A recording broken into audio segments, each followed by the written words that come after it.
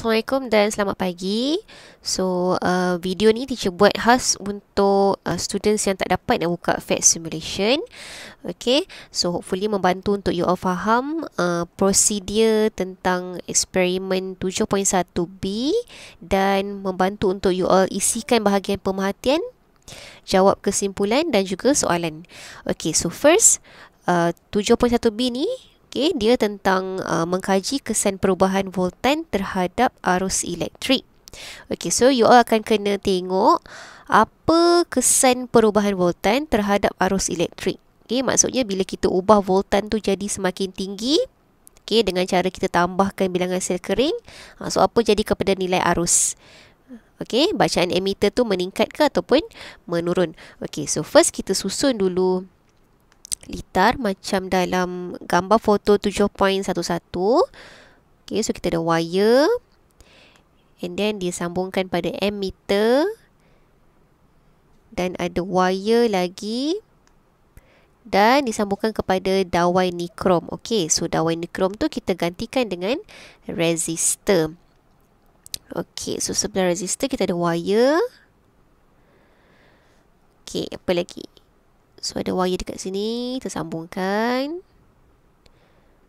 Okay, so kalau nak bentukkan satu litar lengkap, you all perlukan beberapa wire lah. Kalau dekat makmal ni kita perlukan beberapa wire bersama clip wire. Okay, ini kita tambahkan Swiss. Tambah lagi wire. So jangan lupa rujuk dekat rajah, okay, gambar foto untuk dapat bina satu litar yang betul. Okay, and then dekat sini kita ada sambungkan kepada bateri. Okay, so kita ambil bateri, sambungkan kat sini. Okay, dah siap. Okay, so dekat dalam gambar foto tu you all boleh tengok ada emitter yang disambungkan dan juga voltmeter. Okay, voltmeter ni dia nak tengok berapa nilai voltan pada perintang. Okay, and then you just tutup Swiss ni untuk tengok berapa bacaan dia. Okay, so boleh tekan dekat sini values untuk tengok berapa nilai setiap komponen ni lah. Berapa bacaan arus, berapa bacaan perintang dan berapa bacaan voltan. Okay, so dari sinilah you all akan dapat jawapan untuk bahagian pemerhatian. Okay, yang ni yang pertama ialah untuk bilangan sel kering 1. Okay, berapa bacaan voltmeter dia. So inilah bacaan voltmeter dia. Okay, berapa voltage, berapa volt. And then ini ialah bacaan ammeter. So you all isikan dalam jadual yang disediakan. Okay, seterusnya kita nak tengok, okay, apa jadi kalau kita tambahkan sel kering ni jadi 2. Okay, so kita panjang besarkan sikit litar kita. Okay, untuk bagi muat, tambah satu lagi bateri. Okay, kita ambil satu lagi bateri. Sebab tengok jadual tu dia kata kita kena tambahkan jadi 2 sel kering kan. Okay, so kita tambahkan. Okay, so 2 sel kering apa jadi? Dan kita tutupkan Swiss. Okay, ambil bacaan. Berapa bacaan voltmeter dan berapa bacaan ammeter. So boleh tengok. Okay, bila kita tambahkan sel kering, apa jadi kepada bacaan voltmeter dan juga bacaan ammeter. Okay, seterusnya kita potong lagi sebab kita nak tambahkan sel kering lagi. Okay, so kita adjust lagi kat sini. Okay, itu sebagai elok sikit. Okey, tambah lagi 1, 3.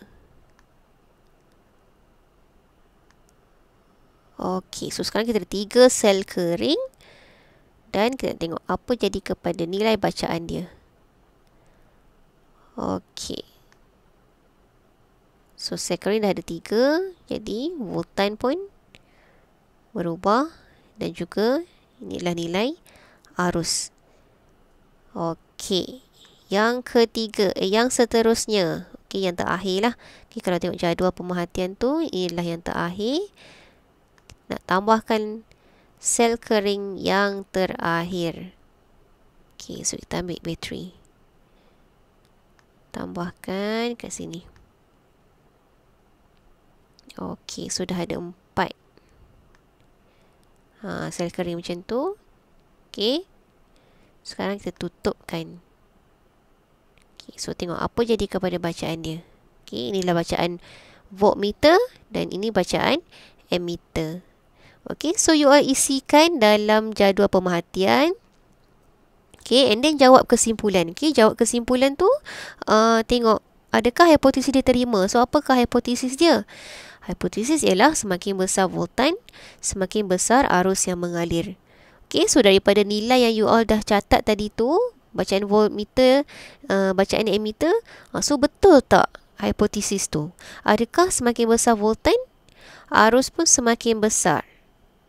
Okey, kalau diterima, so you tulis hipotesis diterima. And then tuliskan semula apa hipotesis dia. Okey, and then last kali is jawab soalan. Okey, jawab soalan. Yang pertama, hubungan antara bilangan sel kering dengan bacaan voltmeter. Yang kedua, hubungan antara voltan dengan arus elektrik. Okey, macam yang you all dah buat sebelum ni. Kalau soalan tanya apakah hubungan antara bilangan sel kering dengan bacaan voltmeter, so you kena beritahu lah. Apabila bilangan sel kering bertambah, bacaan voltmeter akan apa? Okey, kalau soalan tanya apakah hubungan antara voltan dengan arus elektrik? Okey, so you all bagi tahu apabila voltan bertambah, arus elektrik akan apa? Okey, itu cara nak jawab dia lah berdasarkan soalan yang diberikan. Okey, so yang terakhir, nanti teacher nak you all cuba plotkan graf arus melawan voltan.